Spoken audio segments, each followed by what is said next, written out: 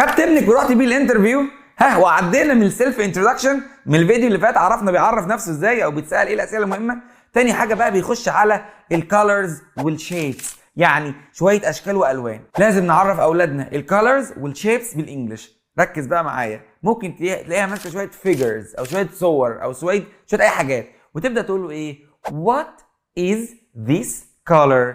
اللون ده لون ايه؟ او مثلا تشاور على حاجه وتقول له what color is this؟ what color is that؟ ابدا بقى لازم ابقى عارف الكالرز. يلا بينا، جاهز؟ اكتب وقول ورايا، قول ورايا. ها، black black black yellow yellow. بص اسم، شوف البرونسيشن، بص هنطقها ازاي بالامريكان اكسنت. مش يي. yellow yellow red، ما قلتش ريد، red. ها قول، انا سامعك، قول. هات ابنك خليه يقول. ها، red red. orange، ما قلتش orange، orange orange orange. green green green. ممكن اقول this is green، this is green، اشاور على حاجه تكون singular مفرد. اخد مثلا الكتاب ده اقول لك ايه؟ this is blue، this is blue. this is white white white. this is red red red.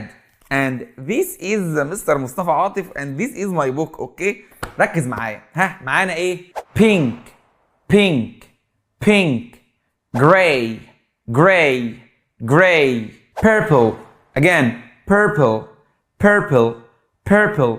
نحفظ بقى الالوان دي. اول ما يبداوا يسالوا عن الالوان ابقى انا مطمن، انا مذاكرهم مع ابني كويس، مذاكرهم مع بنتي كويس. هنخش على سؤال الالوان ده هنكسر الدنيا. طيب بعد كده بنخش على الاشكال. شيب، شيب يعني شكل. تعالى نعرف الشيبس بالانجلش عشان لو سالتني وقالت لي مسكت لي اي شكل من الاشكال ابقى عارف الشكل ده ايه. اول حاجه circle circle، دايره. بص، ما قلت سيركل، circle. ال circle circle. ممكن تقول لك ايه؟ what shape is this؟ الشكل ده يا حمو شكل ايه؟ نقول ها this is a circle، دي دايره. circle circle circle. خش بقى على المربع، نقول this is a square، square مربع. square معايا، بص حرف الار square square square. ممكن تبقى الشكل اللي بعده المستطيل rectangle again rectangle rectangle again ما قلتش rectangle rectangle. المثلث triangle